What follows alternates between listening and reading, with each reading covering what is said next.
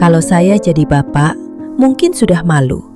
Umur sudah tidak muda, tapi masih jualan balon di pinggir jalan. Bu, entah kenapa hati bapak rasanya nggak tenang. Ini hari pertama kita jualan di tempat baru. Takut gak ada yang beli. Jangan ngomong begitu, Pak. Rezeki kan sudah ada yang ngatur. Yang penting kita ikhtiar. Bapak tahu, Bu, tapi lihat saja. Orang-orang lewat cuma lihat sebentar, habis itu jalan lagi. Di tempat lama, paling nggak sudah ada pelanggan yang kenal. Namanya juga baru pindah. Orang-orang di sini belum tahu kalau balon Bapak bagus dan harganya murah. Kalau hari ini nggak laku, uang buat beli makan besok dari mana, Bu? Modal kita juga tinggal sedikit. Bapak jadi kepikiran terus. Pak, jangan kalah sama rasa takut. Ingat, dulu waktu pertama kali jualan di tempat lama juga sepi berhari-hari. Tapi Bapak tetap sabar sampai akhirnya ramai. Iya, Bu, cuma sekarang umur Bapak sudah nggak muda lagi. Tenaga juga sudah nggak sekuat dulu. Rasanya sedih kalau pulang bawa balon masih utuh semua. Selama Bapak masih mau berusaha dengan jujur, insya Allah selalu ada jalan. Jangan putus harapan. Siapa tahu sebentar lagi ada anak-anak datang minta dibelikan balon. Mudah-mudahan benar kata Ibu. Bapak cuma ingin dagangan hari ini laku supaya kita bisa pulang dengan hati tenang, bukan membawa kekhawatiran. Amin, Pak. Semoga jualan kita laris manis, biar cepat pulang. Penjual balon dengan sabarnya berjualan balon, walau berjam-jam menunggu pembeli belum kunjung datang. Balonnya, balon warna-warni, buat anak-anak, Bu. Pak, murah saja. Ya Allah, semoga hari ini ada rejeki. Dari pagi belum ada yang beli satu pun. Assalamualaikum, Pak. Waalaikumsalam, Pak. Silakan. Mau beli balon buat cucu atau anak? Sudah laku berapa dari pagi? Belum ada, Pak. Ini Bapak jadi pelanggan pertama hari ini kalau memang jadi beli. Belum ada sama sekali, Pak. Iya, Pak. Kadang memang begini. Yang penting saya tetap ikhtiar. Di rumah, anak istri juga nunggu saya bawa uang belanja. Kasian juga ya, Pak. Panas-panasan dari pagi. Namanya cari nafkah, Pak. Selama badan masih kuat, saya nggak mau cuma diam di rumah. Kalau begitu, saya beli yang ini ya, Pak. Alhamdulillah, terima kasih banyak, Pak. Semoga anak atau cucunya senang. Sebenarnya cucu saya lagi nggak minta balon. Tapi saya lihat Bapak dari tadi berdiri sendiri. Mudah-mudahan ini bisa jadi penyemangat. Laris manis. Terima kasih, Pak. Semoga kebaikan Bapak dibalas berlipat oleh Allah. Doakan dagangan saya hari ini ikut ramai. Amin. Tetap semangat ya, Pak. Jangan putus asa. Rezeki memang kadang datangnya pelan. Tapi kalau kita sabar, insya Allah akan datang. Amin. Terima kasih banyak, Pak. Bapak pembeli pertama hari ini. Semoga setelah ini pembeli lain ikut berdatangan. Pengunjung tak sengaja melihat pedagang balon, karena Ibah membeli jualannya. Pak, masih aja jualan balon? Gak capek apa tiap hari keliling kampung begitu? Alhamdulillah, Bu. Selama masih ada yang beli, saya tetap bersyukur. Bersyukur sih, bersyukur. Tapi kalau cuma jualan balon, kapan mau kaya? Kerjaan begitu mah gak ada masa depannya. Rezeki sudah ada yang mengatur, Bu. Saya cuma berusaha semampu saya. Halah, usaha apa? Paling sehari cuma laku beberapa balon. Penghasilannya juga pasti pas-pasan. Saya aja malu kalau punya suami kerjaannya jualan balon. Yang penting uang yang saya bawa pulang halal, Bu. Mungkin memang tidak banyak, tapi cukup untuk makan keluarga saya. Halal sih halal, Pak. Tapi masa laki-laki cuma dorong balon keliling? Coba cari kerja yang lebih keren dikit, biar orang juga hormat. Bagi saya, kehormatan bukan dari jenis pekerjaannya, Bu. Kehormatan datang dari kejujuran dan tanggung jawab. Ih, pinter juga ngomongnya. Tapi tetap aja, kalau saya lihat gerobak balon Bapak, rasanya kasihan. Umur sudah segini, masih jualan mainan anak-anak. Tidak apa-apa, Bu. Justru saya senang kalau balon ini bisa membuat anak-anak tersenyum. Itu sudah menjadi kebahagiaan bagi saya. Ya sudahlah, semoga saja ada yang mau beli. Soalnya saya lihat dagangan Bapak sepi terus. Terima kasih doanya, Bu. Saya percaya selama saya jujur dan tidak merugikan orang lain, Allah akan selalu membuka jalan rezeki. Ya, sudah aku tinggal dulu. Semoga laris jualannya. Hahaha.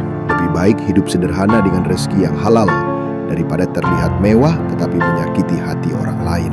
Yang sabar ya Pak, jangan didengerin ucapan emak-emak tadi. Iya, Pak, gak apa-apa kok. Tanpa belas kasihan emak-emak dengan tega merendahkan penjual balon di depan orang. Loh Pak, kok balonnya masih banyak begitu? Belum habis ya? Mau gimana lagi, Bu?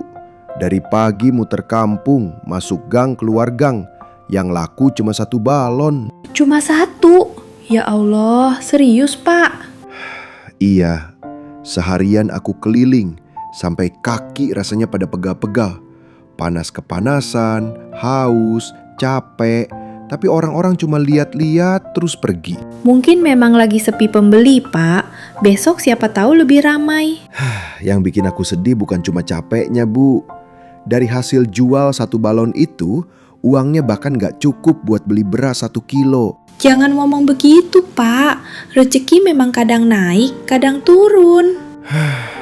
Aku ini kepala keluarga, Bu. Rasanya malu setiap pulang cuma bawa uang receh. Anak-anak pasti berharap aku bawa sesuatu buat mereka. Anak-anak lebih butuh bapaknya pulang dengan selamat daripada membawa banyak uang. Jangan terlalu menyalahkan diri sendiri. Tadi ada anak kecil yang pengen beli balon. Dia sudah senyum-senyum ke aku. Tapi ibunya bilang uangnya buat beli beras. Aku cuma bisa mengangguk. Hati ini rasanya ikut sesak.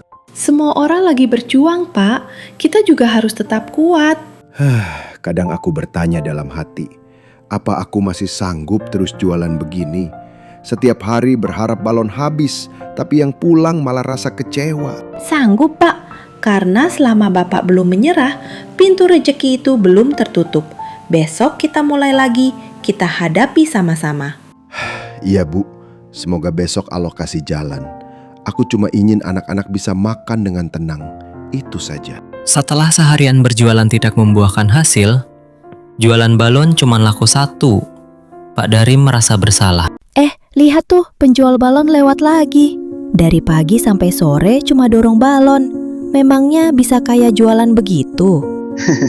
Paling sehari juga cuma laku beberapa balon.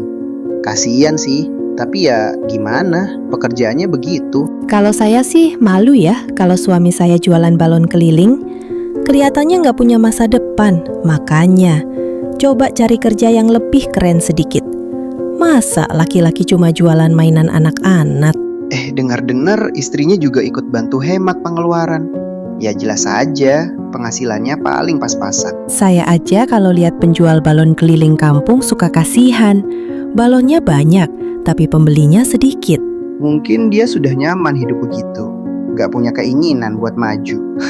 Iya, kalau saya sih mending kerja jadi karyawan daripada keliling kepanasan bawa balon. Benar, kerja capek, panas-panasan, tapi hasilnya belum tentu cukup. Aduh, saya sih gak sanggup. Tanpa belas kasihan, emak-emak bergosip dengan tega merendahkan penjual balon. Permisi Bu, balonnya Bu, warna-warni. Barangkali buat cucu atau anak di rumah. Oh, Pak, masih juga jualan balon keliling? Iya Bu, alhamdulillah masih diberi kesehatan untuk mencari rezeki. Kalau saya sih nggak kebayang hidup seperti Bapak. Tahu tidak saya punya? Mobil ada 2. Suami saya pengusaha. Nggak perlu capek keliling kampung seperti itu. Alhamdulillah kalau Ibu diberi rezeki yang banyak. Semoga berkah. Makanya Pak, cari pekerjaan yang lebih bergensi. Jualan balon begitu kan penghasilannya kecil.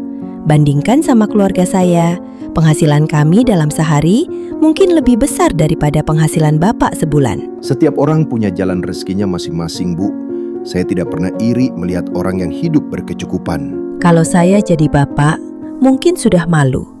Umur sudah tidak muda, tapi masih jualan balon di pinggir jalan. Tidak ada yang perlu saya malu Bu. Saya mencari nafkah dengan cara yang halal untuk menghidupi keluarga. Hidup itu harus sukses, Pak. Lihat saya, mau beli apa saja tinggal beli. Mau liburan kemana saja tinggal berangkat. Enak punya banyak uang. Rezeki memang membuat hidup lebih mudah Bu. Tapi saya percaya kebahagiaan bukan hanya soal banyaknya harta. Itu cuma ucapan orang yang belum kaya. Mungkin benar saya tidak kaya harta. Tapi saya bersyukur masih diberi kesehatan, keluarga yang menyayangi saya, dan rezeki yang halal setiap hari. itu sudah lebih dari cukup bagi saya. Ya sudah, semoga saja balonnya laku. Amin. Terima kasih, Bu. Semoga Allah juga selalu menjaga dan memberkahi rezeki Ibu. Mama makin hari makin berani. Dengan angkuhnya membandingkan kekayaan dengan penjual balon. Mas Wisnu, kamu denger nggak kejadian tadi pagi di samping jalan? Yang soal Ibu Susi dan Pak Darim itu, Mas. Waduh, saya lihat sendiri. Sampai sekarang masih kepikiran. Saya juga nggak habis pikir. Kok tega ya ngomong di depan banyak orang? Pak Darim itu cuma senyum, padahal kelihatan banget nahan malu. Iya, Ibu Susi ngomongnya tinggi sekali. Katanya, jualan balon nggak bisa bikin kaya. Astaga, pedes banget ucapannya. Kalau saya jadi Pak Darim, mungkin sudah nggak kuat nahan perasaan. Malu pasti. Apalagi ngomongnya di samping aku lagi. Yang bikin saya heran, Pak Darim itu orangnya baik. Nggak pernah cari gara-gara. Selalu bantu tetangga kalau ada kerja bakti. Betul, justru orang yang rendah hati sering jadi sasaran orang yang merasa dirinya paling hebat. Saya lihat wajah Pak Darim tadi berubah. Senyumnya dipaksakan, tapi matanya berkaca-kaca. Kasihan sekali. Ibu Susi itu akhir-akhir ini memang sering merendahkan orang. Sedikit-sedikit membandingkan harta, pekerjaan, sama kehidupan orang lain. Padahal hidup ini kan berputar, Mas. Hari ini mungkin berada di atas, besok belum tentu. Nggak ada yang tahu. Benar, omongan itu memang gak meninggalkan luka di badan, tapi bisa melukai hati seseorang dalam waktu yang lama. Saya cuma berharap Ibu Susi cepat sadar. Jangan sampai karena kesombongannya semua orang jadi menjauh. Kasihan Pak Darim, orang sabar sering dianggap lemah.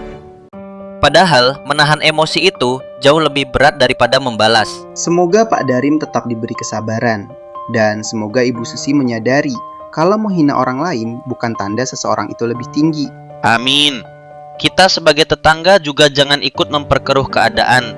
Mudah-mudahan masalah ini segera selesai dengan cara yang baik. Warga mulai resah atas kelakuan Ibu Susi suka merendahkan Pak Darim penjual balon. Bu, coba lihat hasil dagangan hari ini. Dari pagi sampai sore cuma segini. Iya Pak, saya juga heran. Biasanya pelanggan ramai, sekarang malah banyak yang lewat begitu saja. Ini sudah hampir 2 minggu, usaha kita terus menurun. Menurut Ibu, apa penyebabnya? Saya juga nggak tahu Pak, mungkin lagi sepi saja. Apa benar cuma karena sepi? Atau ada sebab lain? Maksud Bapak apa?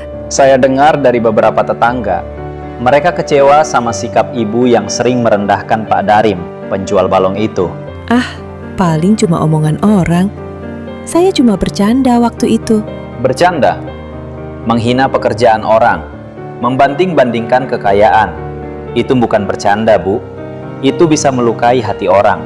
Saya nggak nyangka bakal jadi seperti ini. Orang-orang sekarang menilai sikap kita, bukan cuma barang yang kita jual. Kalau pemilik usahanya suka merendahkan orang lain, wajar kalau mereka kehilangan simpati. Saya benar-benar menyesal, Pak. Saya sudah pernah mengingatkan, jangan pernah menghina orang yang sedang mencari nafkah halal. Semua pekerjaan yang jujur itu mulia. Saya hilaf. Saya terlalu sombong karena merasa hidup kita lebih berkecukupan. Harta itu bisa datang dan pergi. Tapi kalau nama baik rusak karena kesombongan, memperbaikinya tidak mudah. Kalau begitu, apa yang harus saya lakukan sekarang? Temui Pak Darim, minta maaf dengan tulus. Jangan karena usaha kita sepi, tapi karena memang Ibu sadar sudah berbuat salah. Iya, Pak. Besok saya akan menemui Pak Darim. Saya ingin meminta maaf dan memperbaiki semuanya. Semoga ini menjadi pelajaran untuk kita. Jangan pernah menilai seseorang dari pekerjaannya. Yang paling mulia adalah orang yang bekerja dengan jujur dan menjaga akhlaknya. Insya Allah, Pak. Saya tidak akan mengulangi kesalahan itu lagi. Akhirnya, Ibu Susi menyadari kesalahannya. Dengan penuh penyesalan, ia mendatangi Pak Darim dan meminta maaf karena selama ini telah bersikap sombong dan merendahkan pekerjaannya sebagai penjual balon. Pak Darim pun memaafkannya dengan tulus. Sejak saat itu,